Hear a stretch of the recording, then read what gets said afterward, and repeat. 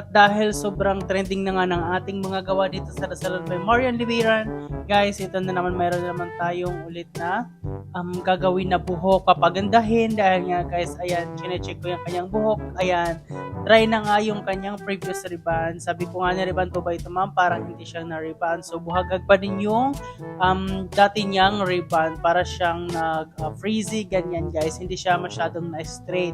So supposedly guys, kapag ni-ribbon talaga straight yung buhok niya, kahit tumubo na yung regrowths niya, dapat straight pa din yung dating ribbon. So ngayon nga guys, gagawin natin is ipo-protein treatment natin, which is may straightening din siya guys. Para siyang ribbon pero hindi siya totally ribbon na. Yung ribbon po kasi sobrang flat na flat. So para siya dinilaan ng baka, ganyan. So ayan nga guys, papakita ko din sa inyo yung mga kasabayan niya nga guys magpagawa ng kanyang hair.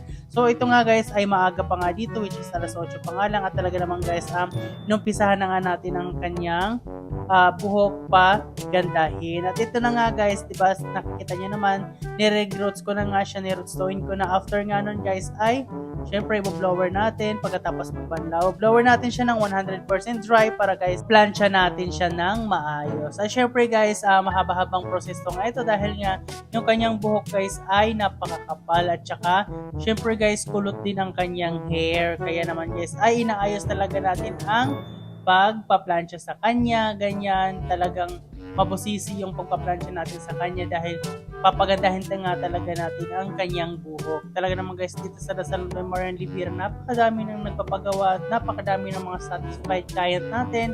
At syempre guys, after nga nun ay kinulayan na nga natin siya ng chestnut dahil yun ang gusto ni Madam. Kinulayan nga natin siya ng ma-red wedge. So ayan guys, nakita nyo naman, pinababad lang din natin siya ng 40 minutes para guys mas tumalab talaga yung kulay sa kanya. At after nga nun guys, ayan, meron na naman tayong mga customers na dumating, yan ay mga tanghali na. Ito guys ay kambal nga sila at nagawa na nga nito namin previously, December ata yun silang nagpagawa dahil galing sila ibang bansa. So bumalik na naman sila dito at ayan nga guys, inumpisa na nga din natin mag-reband ng kanilang mga buhok dahil nga guys gusto na din nilang ma-reband dahil nga mga frizzy ng kanilang buhok dahil sa ibang bansa daw guys ay mainit daw yung pinapaligo nilang water dahil malamig yung mga water doon. So ayan nga guys, ayan diba, napaganda namang mga bata dahil nga guys kambal sila, talaga namang nakakatuwa kapag kami mga kambal na customer kami na gagawa dito sa Salon by Marian Libiran. At pagkatapos nga nun guys, balik na nga tayo dito sa ating ginagawa. Pagkatapos natin lagyan ng treatment, na pang last na treatment ay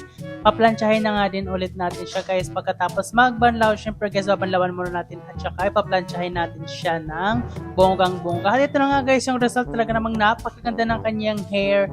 At syempre guys, nakikita nyo naman, syempre may mga magko-comment na naman dyan, mga side comment, ganyan, diba guys, sa mga previous mga post ko. At ito nga guys, hindi masyadong pumantay yung kulay niya dahil light na nga yung buhok niya dito sa previous reband niya at saka dun sa regrowths niya, diba guys, black na yung regrowths niya. At syempre guys, yung kanyang previous gawa ay light na. Yan lang guys, thank you.